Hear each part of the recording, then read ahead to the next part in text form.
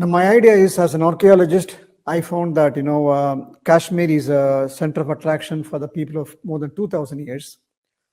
Last 40 years, a lot of research has been done on Kashmir history, literally on inscriptional evidences and also archaeology. And for example, we have Udhampur. We got a wonderful statue of Shiva in excavation. And Pir Panjal, part of Kashmir, reveals the vestiges of Kurukshetra war. Very surprising. Then we have Kupwara, where there is a lot of excavation is taking place. And not forgetting Barsaho, a place where Kashmir and Indus Valley has a lot of links. And also there is a one Vaidya from Adichanallur, from Tirunelveli, seems to have gone to Kashmir to do the performance of the surgery, trepanation.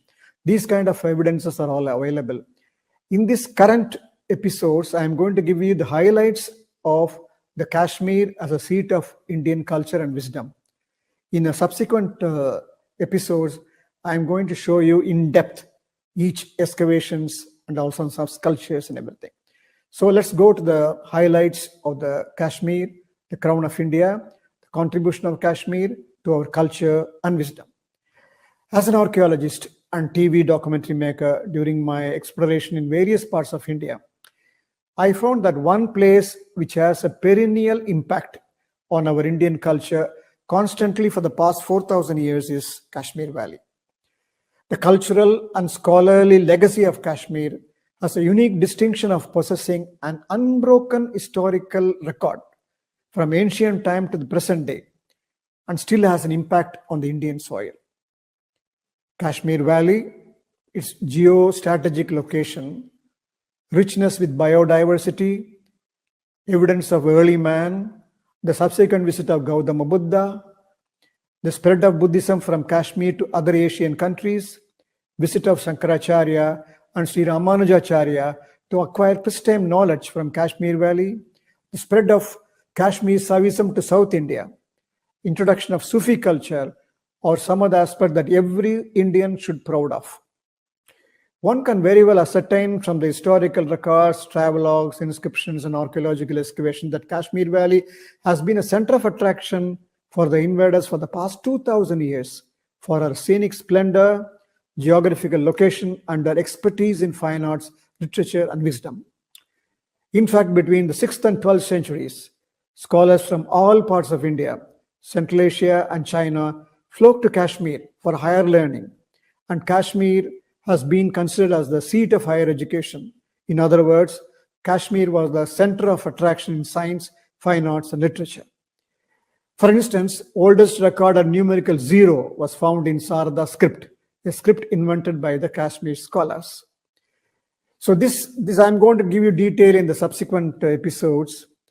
This particular manuscript was discovered in Pakistan, and now it is presently in Pakistan. It was discovered in Takshashila in 1901. Later, what has happened, it was the manuscript was transferred to Oxford. Recently, they found that based on the carbon-14, the earliest evidence of using 0 was mentioned in the Sarada script. That really shows the biggest breakthrough in the history of mathematics from Kashmir Valley. Kashmir Sarada script proved that Indians were the first one to use 0. It's the biggest pride and evidence for us. Okay, so we'll go to the next one. Again, an excavation conducted at Barsaho in Kashmir revealed that a highly sophisticated hair surgery was performed 4,000 years ago with the help of a medical professional who hailed from South India. That is why thousands of Kashmiri scholars, philosophers, musicians, and specialists in fine arts were invited by the king of other regions of India to accumulate the wisdom of Kashmir. For example, a well-known Kashmiri poet Bilhana settled in Kashmir and contributed significantly to the Sanskrit poetry. And the dramas of Kashmirian Shimendra were staged in Kerala till 16th century. We have inscriptional evidences to prove that during the 12th century, several Kashmiri Pandit visited Tiruvadaimarudur temple. They got land donated. These pieces of evidence invariably show as to how Kashmir has been the greatest contributor for our culture and wisdom. So my idea is to tell you all that we should study the history of Kashmir as a part of school curriculum. And that's one of our aims of our project also. More I work on ancient Kashmir and history and culture, more I am convinced that Kashmir is the crown of India. It has to be safeguarded. But it is unfortunate that only a few percentage of our population have realized the value of Kashmir Valley in the present scenario. The reason for this lacuna may be due to the fact that our educational system syllabus has not included the history of Kashmir, included the history of Kashmir Valley. Whereas we are told that in Pakistan, the history of Kashmir has already been included in the schools for the past 10 years. That is why in 2013, I submitted a memorandum to the Minister of Primary School Education, Karnataka government, to include the history of Kashmir in the curriculum. Based on the feedback of my TV serial and archaeological exhibition I had on ancient Kashmir, I realized that the majority of the Indians are keen to know more about the invaluable contribution of Kashmir to our nation. Once they realize that Kashmir has been the seat of our knowledge and culture, their enthusiasm is positive. We are not sure when we would reap the political solution for Kashmir issue, but generating awareness to safeguard Kashmir would consciously unite our people to safeguard my project, Kashmir, the Crown of India. Now I'm going to tell you some of the salient features of Kashmir. Let's take the name. For example, please believe me, the name Kashmira has been in the record for the more than 4,000 years. It's the biggest record ever we had of any name of any countries, any capital. Important evidence is the name Kashmir, which has been recorded in the annals of Indian history for the past 2,000 years, with retaining the same name. The great scholar of Kashmir history, M.A. Stein, who translated the Rajatarangani in his monumental book, Ancient Geography of Kashmir, writes, this name Kashmira in its original Sanskrit form has been used as the sole designation of the countries throughout its known history. It has a uniformity been applied both by the inhabitants and by the foreigners. So what I'm trying to say now, that Kashmir name has become one of the most important names in the history of the world because the Kashmira, the name has been retained continuously for the more than 2,000 years. Now we go to the salient features of the most important events and other things from Kashmir history. I'm going to tell you. So these are some of the salient aspects of Kashmir history and culture. The evolution of mankind seems to have started in Kashmir Valley. The skeletal remains of the first man in Asia, known as the Shivapithecus punjabicus, were discovered from Shivalik ranges of the Kashmir Valley. Thus, it seems to be Kashmir is the cradle of the evolution of the human beings. The rich biodiversity of Kashmir Valley safeguards North Indian climatic system since the ages, and great Himalayan glaciers flowing through Kashmir are the primary source for perennial water supply to North Indian states. So we have to safeguard these glaciers. If you want to safeguard the glaciers, you have to safeguard Kashmir. The rich biodiversity of Kashmir attracted several British botanists, including Sir Joseph Dalton Hooker. Based on his research in Kashmir Valley, he offered botanical inputs. Much of it's found in the way into the immortal work of Charles Darwin, known as The Origin of Species. So this is something very interesting. We have a goddess Sarada Devi, was the presiding deity of Kashmir Valley, who represented the language and speech. And through her disciples, the Vedic knowledge had spread all over India. The oldest temple of Sarada Peedam is in Kashmir Valley, but presently it is in the hands of Pakistan. I told you already that, based on the manuscript written in Sarada, we are able to identify the first time zero was mentioned and utilized by the Indians. Now, this shows the importance of translating the ancient manuscript in India. So I'm going to narrate you a very important aspect. I request all of you to please listen to us and find out how we can sort out this problem. According to the National Mission for the Manuscript, there are approximately 1 crore manuscripts in India, out of which only 10% have been published. Hundreds of manuscripts were written in Sarada script and other scripts have Mahabharata and Ramayana like the epics. Apart from that, they also deal with the yoga, Ayurveda, astronomy and astrology and scientific material.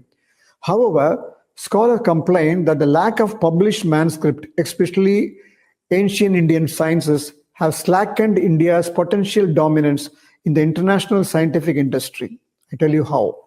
Scholars believe that a major reason behind this has been the lack of political goodwill in investing the transliteration of the ancient manuscript.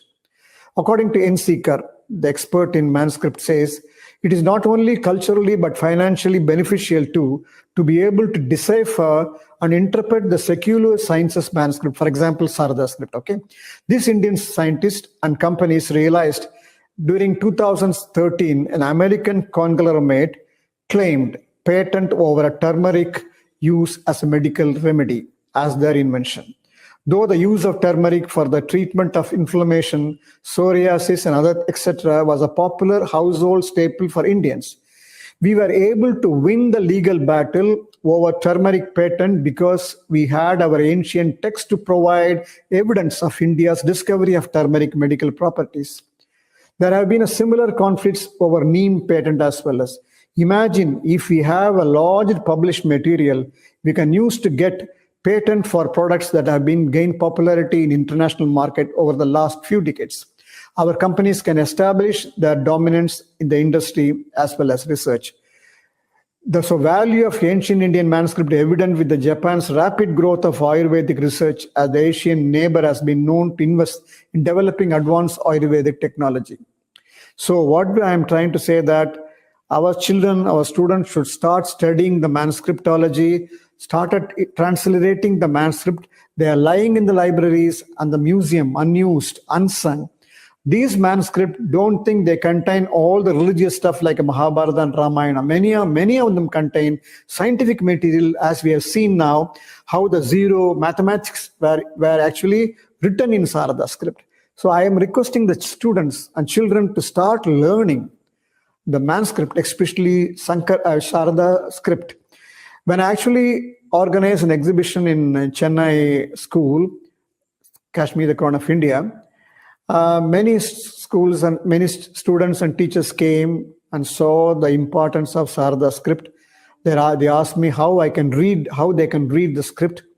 I told them to contact Jawaharlal Nehru University, New Delhi. They have a separate section to help those people who want to read Sarada script. Please, Sarada script is not a religious script. It's a script contains a lot of scientific material. This script is invented by the Kashmir Pandits some 2000 years ago. This is the biggest legacy of Kashmir. 8 years ago, when I met our respected Chanakyaa ji, he told me that, the time we should spend a lot of time in translating and learning this Sarada script, which he is now encouraging a lot.